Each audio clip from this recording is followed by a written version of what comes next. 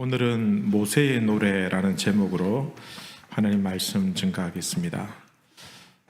오늘 우리가 찬양을 이렇게 드렸습니다만은 여러분들이 보통 예배를 드릴 때에 한 몇 번 정도 찬양하시는지 아시겠습니까? 예배 시작할 때 그때 임내송 먼저 한번 시작하시죠, 그죠? 그 다음에 조금 전에 우리가 함께 찬송가를 불렀고 그다음에 설교를 마치고 난 다음에 또 한 번 부르시죠, 그죠?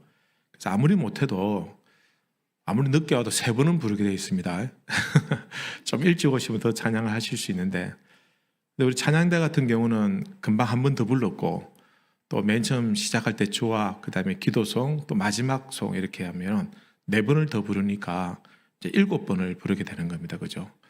우리는 3번 부르고 저분들은 7번 부르고 사실은 우리 성도 기독교의 특징 중에 하나가 이 모든 삶의 상황들을 찬양으로 성화해서 찬양을 하는 노래를 부르는 그런 모습들이 우리 기독교에는 굉장히 많이 있습니다. 세상 사람들은 막 속상한 일이 있으면 어떻게 합니까? 오늘 포장마차 한번 만나서 뭐 소맥을 마시고 이렇게 그 다음에 또 그게 또 시원하게 또 문제가 해결 안 되면 그 다음에 2차로 노래방 가가지고 막 목이 터져라고 이제 찬양이 아니고 노래를 부르고, 그죠? 그래도 좀 허전하고, 그죠? 별로 남는 게 속만 쓰리지 남는 것도 없죠, 그죠? 근데 기독교인들은 기쁠 때나 슬플 때나 또 힘들 때, 심지어는 억울할 때, 또 죽음을 앞두고, 그죠? 사람이 죽어왔는데 무슨 노래를 부르겠습니까? 근데 그런데도 불구하고 죽음을 앞두고 천국을 소망하면서 노래를 부르다라는 겁니다. 장례식 가면 저희들이 이제 예배를 간단하게 드릴 때 찬양을 하는데, 보통 이제 문상간 분들은 그렇게 참 슬픈 마음으로 찬양하는데 유족들에게는 그 찬양 소리가 굉장히 큰 위로가 되고 또 힘이 되고 또 용기를 심어 준다라는 겁니다. 그래서 찬양이라는 것이 우리 기독교에 있어서는 굉장히 중요한 특징 중에 하나가 됩니다. 성경에서 이 찬양의 능력을 가장 잘 두드러지게 표현한 사람 중에 하나가 있다고 한다면 다윗일 겁니다. 다윗은 수금을 굉장히 악기를 잘 다루는 사람이었고, 그리고 그가 목동 생활을 오래 했지 않습니까? 그러면서 허벌판에서 노래를 부를 때 마음껏 부르지 않겠습니까? 목 터져라고, 그죠? 그러니까 노래도 굉장히 능했던 사람이고, 시편 말씀을 보면 굉장히 많은 시가 다윗의 시편입니다. 그러니까 곡도 잘 짓고 노래도 잘 부르고, 사실은 다윗이 이렇게까지 구구절절히 우리에게 은혜가 되는 찬양을 부를 수 있었던 것은 그가 어릴 때부터 형들은 다 뭐 바쁘다고 이렇게 핑계대고 꼭 이 막내 이 다윗에게 일을 많이 시켰어요. 그러니까 꼭 막내가 일을 많이 했고, 그 다음에 어떻게 해가지고 왕의 사위가 되었지만 왕의 미움을 받아서 도망 다니면서 억울한, 그죠? 도망자 생활을 하면서 굴에 갇혀 있을 때, 광야에 있을 때 이 노래를 부르고, 또 자기가 좀 보호해주고 보살펴준 사람들에게 배신당했을 때, 그죠? 그리고 또 그가 왕이 되고 난 이후에 자기 아들들이, 그죠? 칼부림하고 서로 죽이고, 또 심지어는 자기 아들이 반역을 일으켜서 참 이 노구를 이끌고 도망을 다니는 그 신세 때 이런 여러 가지 우여곡절들을 굉장히 많이 겪었기 때문에, 정말 그야말로 파란만장한 인생을 겪었기 때문에 그의 그 시편들을 보면은 굉장히 깊이가 있고 또 다양한 그런 어떤 사람의 깊숙이 잠재해 있는 그런 심정들을 노래로 많이 표현했다라는 것입니다. 시편 119편에 보면 이렇게 말씀하고 있습니다. 주의 의로운 규례들로 말미암아 내가 하루 7번씩 주를 찬양하나이다. 그죠? 오늘 7번 한 건 굉장히 성경적입니다. 그죠?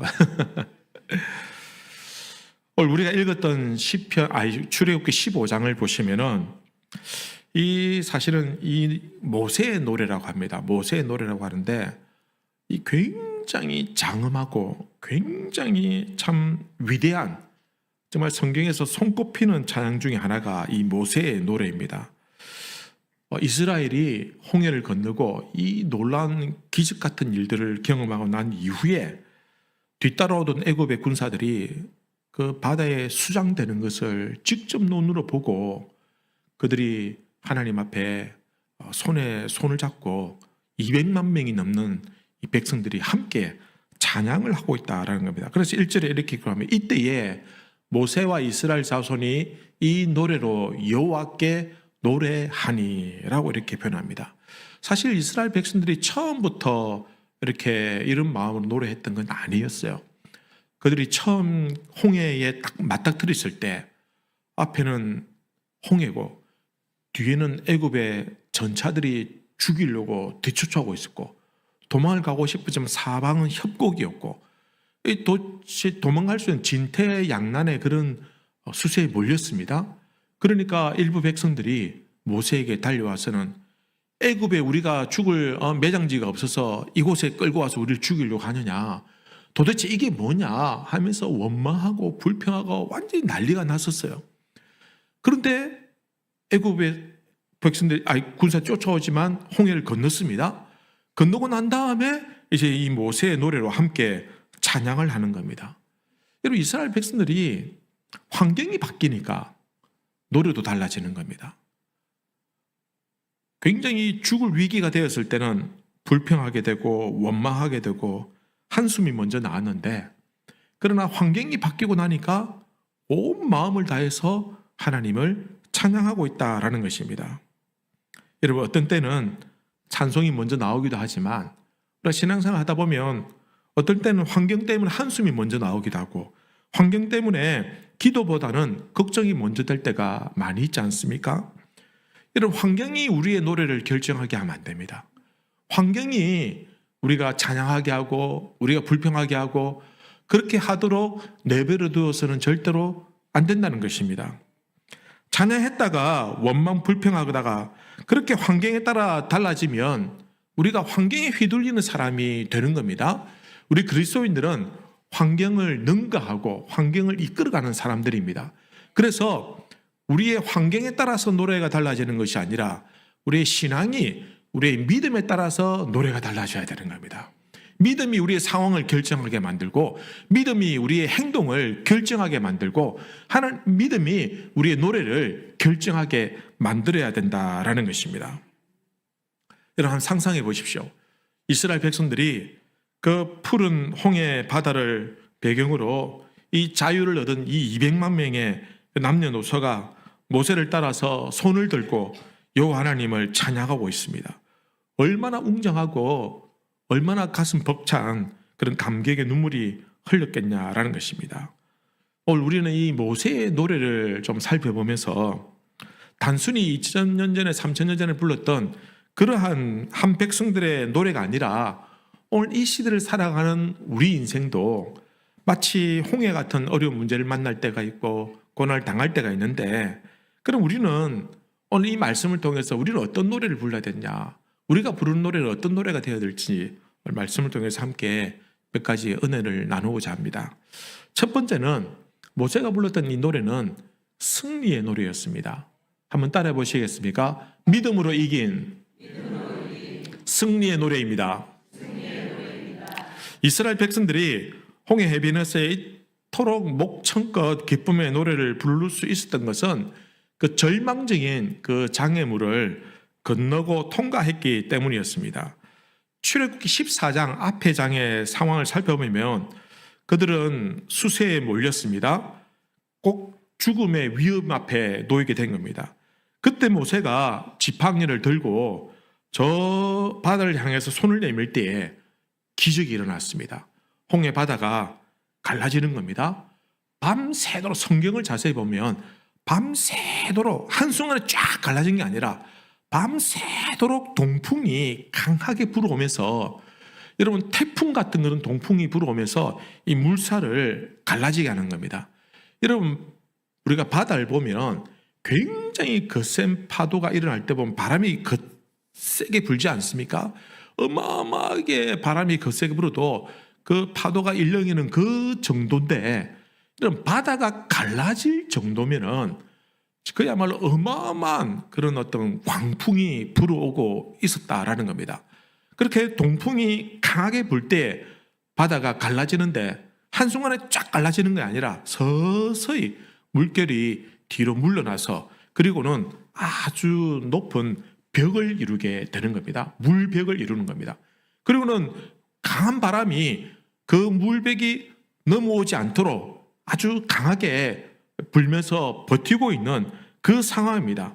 그리고는 바닥은 이제 물이 칠퍽칠퍽해서 걷기가 힘들 텐데도 불구하고 하나님께서 역사하셔서 사람이 걸어 지나갈 수 있을 정도의 마른 땅이 되게 하셨다라는 것입니다. 이제 홍해 길이 열렸습니다. 근데 문제는 과연 그 길 갈 수 있을까? 여러분 같으면 어떨 것 같아요? 여러분 캄캄한 밤에 좌우에 몇십 미터 되는 물벽이 생겼습니다. 그 사이 들어갈 수 있겠습니까? 여러분 지금 아쿠아리움 애들 손잡고 뭐 상어도로 다니고 있는 거 물고기들 하는 거 그거 구경하면서 다니는 그런 분위기 아닙니다. 지금 여차하면 당장 이 물벽이 무너져서 우리를 덮칠 것 같은 그러한 두려움과 공포 속에서 과연 끝도 보이지 않는 그 바다를 향해서 그 깊숙이 과연 들어갈 수 있겠느냐라는 것입니다. 가다가 저 물이 쏟아지면 어떻게 되지? 저 안에서 애국 군대들에게 사로잡히면 어떻게 되지? 그러면 우리는 그야말로 도관에 든 쥐가 되는 거 아니냐? 그 수많은 두려움이 그들의 발목을 강하게 붙잡았을 것입니다. 그러나 그들이 그 홍해 길을 결국은 들어가게 됩니다. 근데 들어가게 되는데 그 들어가는 것을 성경은 어떻게 기록하고 있냐면 히브리서 11장에 보면 이렇게 기록합니다. 믿음으로 그들은 홍해를 육제같이 건넜으나 이스라엘 백성들은 홍해를 건너는데 어떻게 건넜다는 겁니까? 믿음으로 건넜다는 겁니다. 믿음으로. 두려움과 공포가 있었지만 그들이 믿음으로 건넜다라고 성경은 평가하고 있습니다. 성도 여러분, 홍해 길을 가르신 분은 하나님이지만 그 홍해 길을 걸어가는 그들은 이스라엘 백성들의 믿음인 줄로 믿습니다. 이 길은 하나님이 우리를 구원하기 위해서 만들어 놓은 길이야. 이 무시무시한 좌우의 벽들은 우리를 덮치는 것이 아니라 우리를 보호해주는 벽이야. 이 길로 가면 우리가 살 수 있을 것이야. 우리가 생명을 걸고 걸어가자. 가보자. 이런 믿음으로 건너가게 된 겁니다. 두려움을 이기고 그리고 순종의 발걸음을 내디딜 때 이스라엘 백성들은 한 사람도 바다에 빠져 죽는 사람이 없었습니다. 그리고는 해변에서 건너가서 그렇게 소리쳤습니다. 그래, 우리의 믿음이 맞았어. 우리가 결정한 것이 틀린 게 아니야. 하나님은 살아계셔 하면서 그들이 부른 노래가 승리의 노래였다라는 겁니다. 여러분, 이 사건은 그냥 단순히 구원받고 세상을 살아가는 우리에게 굉장히 중요한 원리를, 영적인 원리를 가르쳐 줍니다. 무엇이냐면 하나님께서 독생자 예수 그리스도를 통해서 우리에게 구원의 길을 활짝 열어놓으셨습니다. 그러나 그 길은 이제 우리가 믿음으로 결단하고 들어가야 되는 길입니다. 홍해 길이 열려 있지 않으면 들어갈 수 없겠죠. 그러나 홍해 길이 열려 있지만 또 들어가지 않으면 아무런 소용이 없는 것입니다. 가난에 이를 수 없습니다. 두려운 상황이고 처음 겪어보는 일이지만 그러나 들어가야 무섭지만 들어가야 살아날 수 있고 구원받을 수 있더라라는 것입니다. 우리의 구원도 그런 줄로 믿습니다. 주님께서 십자가를 지시고 우리에게 구원의 길을 열어놓으셨지만 우리가 그 길로, 그 믿음의 길로 가지 않으면 우리에게 구원이 없다는 것입니다. 아무리 예수님께서 십자가에 못 박혀 죽으셨지만 믿지 않으면 우리에게는 아무런 의미가 없다는 것입니다. 믿는 자가 그 구원의 길을 걸어 들어가는 자가 구원을 얻게 된다라는 것입니다. 여기서 한 가지 중요한 것은 이 승리의 노래라고 했는데 이 승리는 단순히 애국 군사들이 뒤따라오다가 그 바다에 수장되는 그것을 이기고 우리가 이겼다, 이런 차원의 승리가 아닙니다. 이 승리는 믿음의 결단을 한 그 자체가 믿음이 그들이 살아나게 되고 믿음으로 말미암아 건너가게 되고 믿음으로 이겼으니 그들이 승리의 노래가 된다라는 것입니다. 사실 이스라엘 백성들은 한 거 아무것도 없어요. 그냥 믿음으로 들어가서 살아나온 것밖에 없어요. 그러나 그 결단이 그들로 하여금 이기게 하셨다라는 것입니다. 여러분, 우리의 일상생활의 삶에 보면요, 우리가 하나님의 말씀대로 순종하는 것이 때때로 마치 거대한 물벽 사이로 지나가는 것 같은 그러한 두려움을 안겨다 줄 때가 있습니다.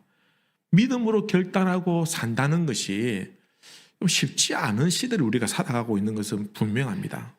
예를 들어서 예배가 최우선이라는 거 잘 압니다. 예배를 가장 중요시해야 되는 거 잘 알고 있지만, 그러나 직장의 일이나 혹은 집안에 어떤 중요한 일이 있을 때 우리는 예배를 드리지 못하는 그런 경우들이 있습니다. 예배가 중요한 줄 알지만, 제1순위라는 거 알지만 그걸 잘 못하는 거예요. 여러분, 11조를 드려야 되는 건 우리 잘 알고 있습니다. 알고 있지만 그러나 내가 실제로 그렇게 하면 당장 내가 경제적으로 어려움을 좀 겪고 또 손해를 보는 일이 있기 때문에 알지만 잘 하지 못할 때가 있더라는 것입니다. 용서하고 사랑해야 되는 거 다 알죠. 하지만 진짜 나에게 어려움을 주고 나를 괴롭게 한 그 누군가가 있다고 한다면 그 사람을 용서하고 사랑한다는 거, 그건 말처럼 쉽지 않더라라는 것입니다. 하나님의 뜻이 무엇인지 분명히 알지만 막상 순종하려고 하니 어렵고 두렵고까지 하니 그 순종이 어렵다라는 것입니다. 하지만 어렵지만 힘들지만 그래도 믿음으로 순종하는 그 자체가 결과에 상관없이 우리가 믿음으로 이겼다, 믿음으로 승리하였다라고 성경은 우리에게 위로해 주더라는 것입니다. 여러분, 수많은 사람들이 신앙으로 말미암아 믿음으로 말미암아 고난을 당하고 핍박을 당했습니다. 많은 사람들이 중세시대 때 화형을 당했습니다. 여러분, 화형 당할 때 네가 믿는 예수가 잘못되었다, 안 믿겠다고 말만 해라, 그럼 살려줄게. 그럼에도 불구하고 그들이 기꺼이 믿음을 포기하지 않고 화형 당하는 그것을 감수하는 이유가 무엇이냐? 결과는 죽음이죠. 결과는 비참한 죽음이죠. 세상 사람들 볼 때 어리석은 죽음 같이 보이지만 그러나 그 사람 믿음으로 승리한 사람이 되는 것입니다. 여러분, 우리가 삶에 있어서 직장 생활할 때 예배를 가장 우선적으로 드리면은, 예를 들어 직장 출근하라고 했는데 난 예배 드리러 가야 된다 애가 갔으면 직장에 미움 당할 수도 있고 직장에서 해고 당할 수도 있고 당장 여러 가지 불이익을 당할 수 있습니다. 11조 해야 되는데 내가 하지 않으면은 여러분, 당장 내가 만약에 어려움을 겪고 막 한다, 분명히 산술적으로는 10분의 1이 다른데 어려움을 겪고 있는 것은 마찬가지입니다. 사랑하는 것, 용서하는 것, 내가 그거 한다면 내 마음이 뒤틀리고 괴롭고 힘들죠. 나는 너무 괴로운 거예요, 용서한다는 것이. 그러나 그럼에도 불구하고 내가 결단하고 믿음으로 그 11조 세계에 들어가고 예배 세계에 들어가고 용서 세계에 들어간다고 한다면 그 자체가 결과는 우리가 기대한 것처럼 기적 같은 일이 안 일어날 수 있지만 그러나 믿음으로 승리한 줄로 믿으시길 바랍니다. 성경이 그렇게 평가하고 있는 겁니다. 에베소서 3장에 보면 우리가 그 안에서 믿음으로 말미암아 담대함과 확신을 가지고 하나님께 나아감을 얻느니라. 우리가 이기고 전리품을 가지고 하나님께 나아가는 것이 아니라 믿음 그거 하나만 가지고 하나님께 나아갈 수 있다라는 것입니다.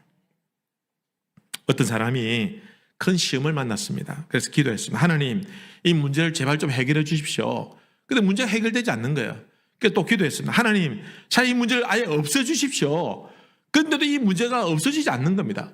그래서 이 사람이 곰곰이 생각하다 다시 기도합니다. 하나님, 이 문제보다 하나님이 더 크게 보이게 해주십시오. 왜 이 문제가 되느냐? 내가 이 문제를 하나님보다 더 크게 보기 때문에 문제가 되는 겁니다.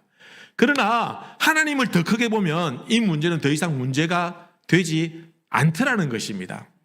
내가 믿음으로 선택하고 결단하면은 여러분 직장의 일이나 가정의 일이나 또 다른 물질적인 여러 가지 관계 어려움들이 결국은 더 이상 나를 괴롭히는 문제가 되지 않는 줄로 믿습니다. 그럼 믿음으로 이기는 것입니다. 이것이 믿음으로 이기는 것. 결과에 상관없이. 여러분 이게 쉽지 않지만 그러나 그렇게 믿음으로 결단하실 때 하나님 놀라운 위로와 은혜가 있을 줄로 믿습니다. 홍해 길을 내시는 분은 하나님이시지만 결국 그 길을 건너는 일은 이스라엘 백성들의 믿음의 결단인 것처럼 하나님께서 우리에게 구원의 길을 열어놓으시고 우리가 믿음으로 갈 수 있는 길을 열어놓으실 때 결국은 결심하고 결단하고 그 길로 들어가는 것은 우리가 결정해야 된다라는 것입니다. 여러분 아무리 두려운 길이라 할지라도 여러분 믿음으로 들어갈 수 있게 되기를 우리 주님의 이름으로 기원합니다. 두 번째는 구원의 노래입니다. 여러분 이 모세 노래는 구원받은 백성들이 부르는 구원의 노래이더라는 것입니다. 오늘 이스라엘이 단지 운 좋게 그죠 바다를 건너갔다 이런 사건이 아닙니다. 이것은 애굽으로부터 완전하게 구원을 얻는 사건이다라는 것입니다. 홍해를 건너기 전에는 비록 그들이 애굽에서 나왔지만 완전히 벗어난 것이 아니었어요. 왜냐하면 곧 이어서 뒤따라서 애굽의 군사들이 죽이려고 쫓아왔기 때문입니다. 이스라엘은 두려워했고 어떤 사람들은 다시 돌아가자. 괜히 나와가 이게 무슨 고생이냐. 다시 돌아가 우리를 또 살려줄 줄 아니냐. 라고 그렇게 갈등했습니다. 그러나 이제 홍해를 건너는 그 순간은 이제 완전하게 애굽으로부터 모든 고리를 끊어버리고 완전한 자유를 누리게 되었다라는 겁니다. 이제 더 이상 도망갈 필요도 없는 완벽한 구원을 얻게 되었다라는 것입니다. 홍해가 애국 군대에게는 사실은 그들이 수장되는 것을 통해서 이 홍해는 그들에게 죽음의 심판이었습니다. 심판의 바다입니다. 그러나 이스라엘 백성들에게는 똑같은 바다이지만 그러나 그 바다는 이스라엘에게는 구원의 바다가 되었다라는 것입니다. 다시는 애국 군대가 쫓아오지 않습니다. 이제 믿음으로 그들은 가나안 땅을 향해 가기만 하면 되는 겁니다. 그래서 이 노래는 이스라엘 백성들이 구원받은 것에 대해서 감사하고 감격하여 부르는 구원의 노래가 된다라는 것입니다. 2절 말씀을 보시면 이렇게 기록합니다. 여호와는 나의 힘이여 노래의 힘이여 나의 구원이시로다. 이스라엘 백성들은 그렇게 노래합니다. 하나님은 나의 힘이 되시고 우리의 노래가 되시고 우리의 구원이 되십니다. 라고 그렇게 노래 부르고 있다라는 것입니다. 근데 놀라운 것은요.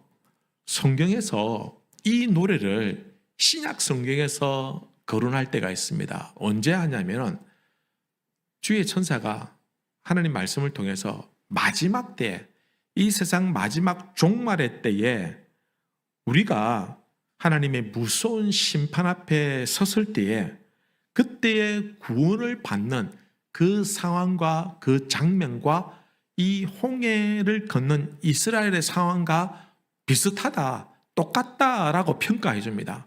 그래서 요한계시록 15장에 보면 15장 2절 3절에 보면 이렇게 기록하고 있습니다. 또 내가 보니 불이 섞인 유리바다 같은 것이 있고 불이 섞인 유리바다 같은 것이 있고 짐승과 그의 우상과 그의 이름의 수를 이기고 벗어난 자들이 그죠? 그 불이 섞인 심판과 같은 무서운 심판과 같은 그 유리바다를 벗어난 자들이 하나님께 검은고를 가지고 하나님의 종 모세의 노래 곧 어린 양의 노래를 부르다라고 이렇게 표현하고 있습니다. 여러분 마지막 때에 우리가 하나님 심판 앞에 섭니다. 그러나 하나님께서 우리에게 믿음을 보시고 우리를 구원하여 주십니다. 그런데 그것이 마치 유리바다를 걷는 것 같이 그리고는 검은고를 가지고 노래를 부르는데 자기가 구원받은 것에 대해서 감사하는 노래를 부르는데 그 노래가 무엇이냐? 모세의 노래와 같은 노래더라라는 것입니다. 모세의 노래. 지금 이스라엘 백성들이 구원을 받고 하나님께 노래하는 이 노래를 우리가 마지막 때에 하나님 앞에서 구원을 얻고 우리도 이 노래를 부르게 될 것이다 라고 말씀하고 있는 겁니다. 그런데 이 노래를 이 모세의 노래를 신약에서는 어린 양의 노래다라고 이렇게 표현합니다. 여러분 계시록 7장 10절에 보면 큰 소리로 외쳐 이르되 구원하심이 보좌에 앉으신 우리 하나님과 어린 양에게 있더라. 구원하심이 보좌에 앉으신 우리 하나님과 어린 양께 있도다. 이 노래를 부른다는 겁니다.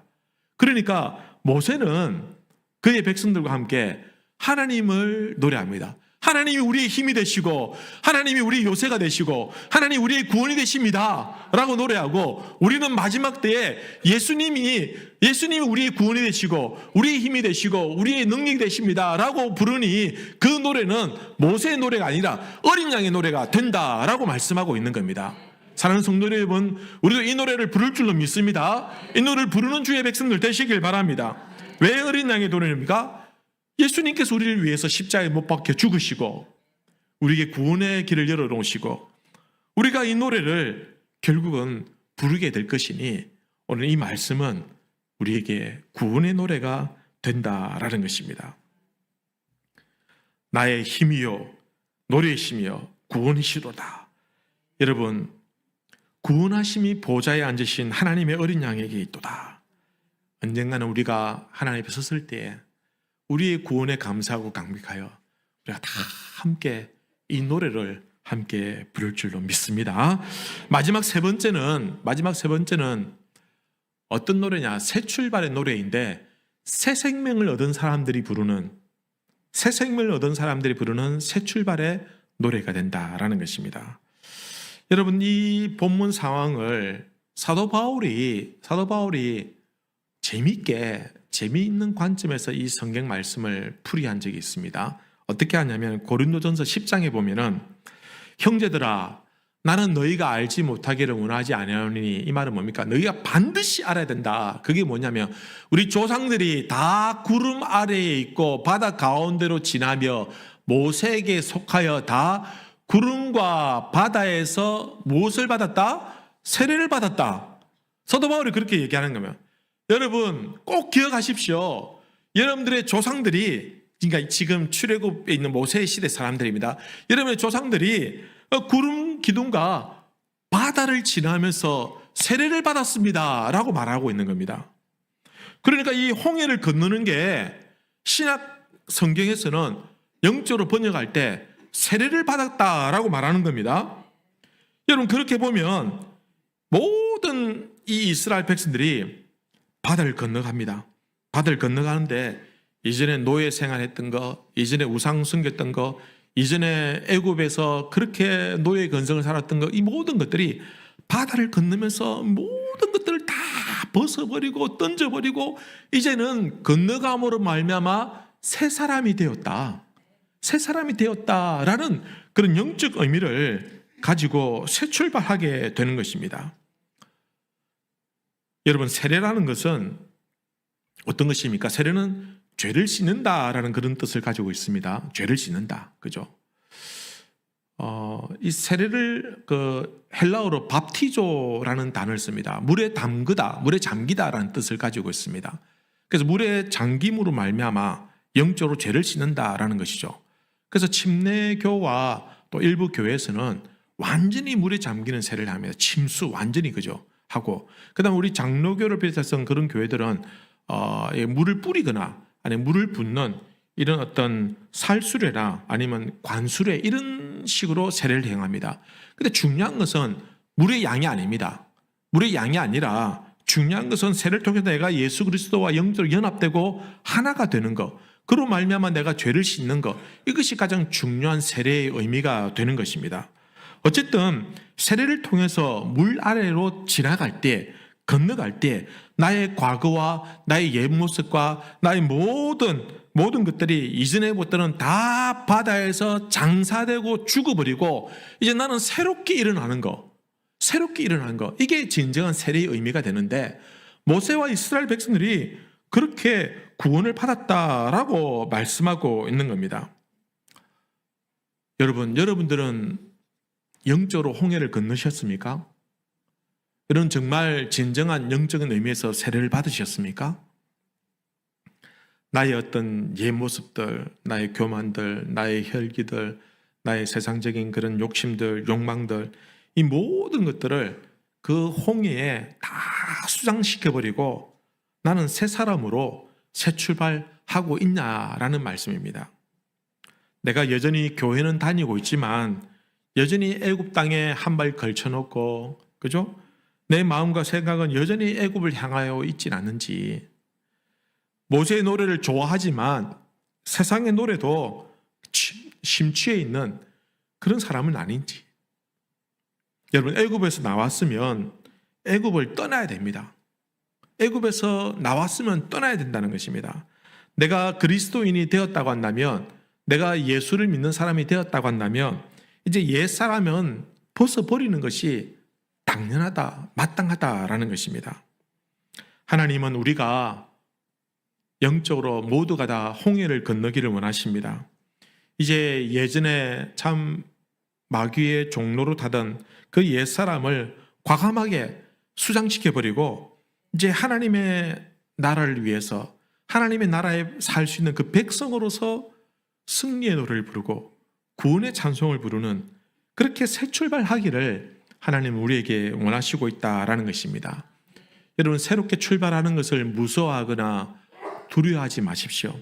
여러분, 세상의 것들과 내가 마음을 이제는 접어버리고 관계를 끊어버리고 세상의 그 어떤 욕망들, 욕심들을 포기하는 것들을 여러분 절대로 두려워하지 마십시오.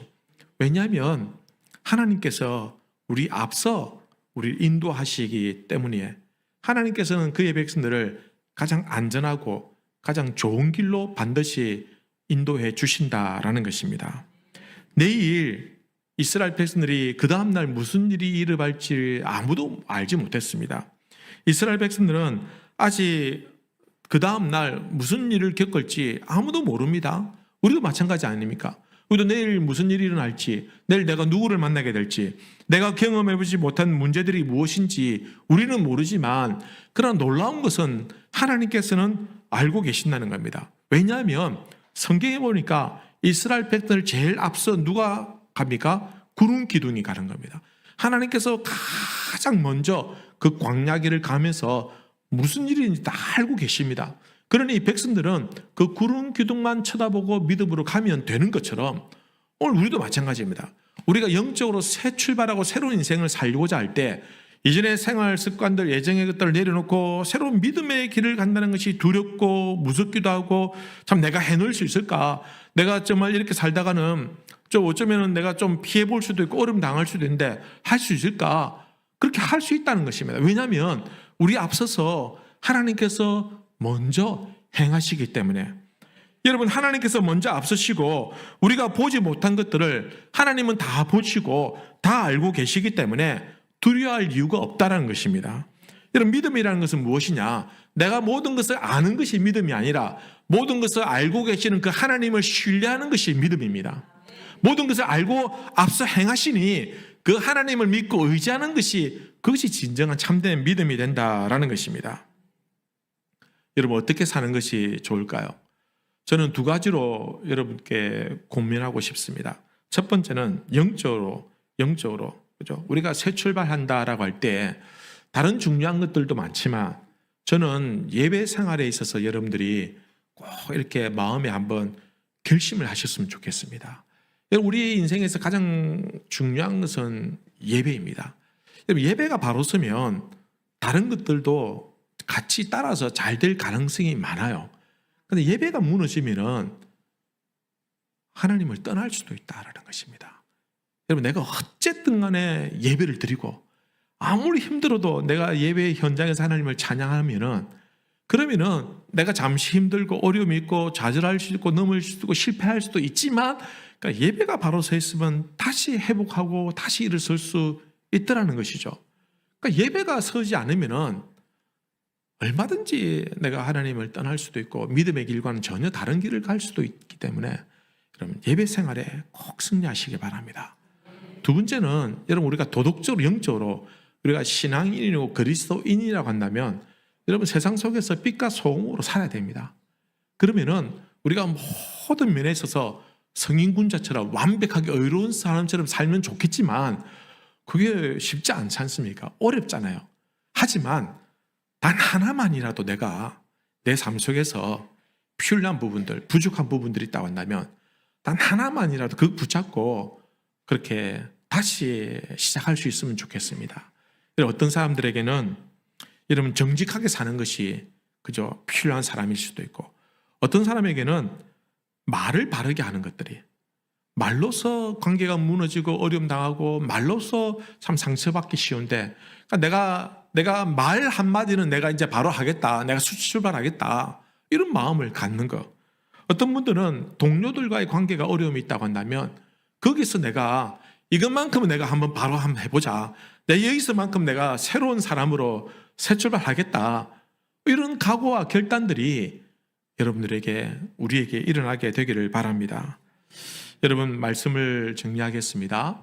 오늘 모세와 이스라엘 백성들은 홍해를 건너는 놀라운 하나님의 기적을 경험하고, 그리고 그들은 믿음으로 건넜기에 승리의 노래를 불렀습니다. 그들은 구원을 받았기에 감격스러운 구원의 노래를 불렀습니다. 그리고 그들은 홍해를 지나면서 이제 옛 생활은 다 벗어버리고 새로운 하나님 백성으로 설 수 있도록 이 새 출발하는 노래를 불렀다라는 것입니다. 여러분, 우리 앞에 홍해 같은 그런 무섭고 두려운 일이 있다 할지라도 그 길을 가르시고 길을 내시고 우리로 하여금 하나님께서는 그 바다를 건너가게 하실 줄로 믿습니다. 우리가 결단하고 나아가면 여러분, 눈물이 변하여 찬양이 되고 한숨이 변하여 기도가 되는 그런 체험을 하게 될 줄로 믿습니다. 모세가 불렀던 이 감격스러운 찬양이 우리의 찬양이 되기를 우리 주님의 이름으로 기원합니다.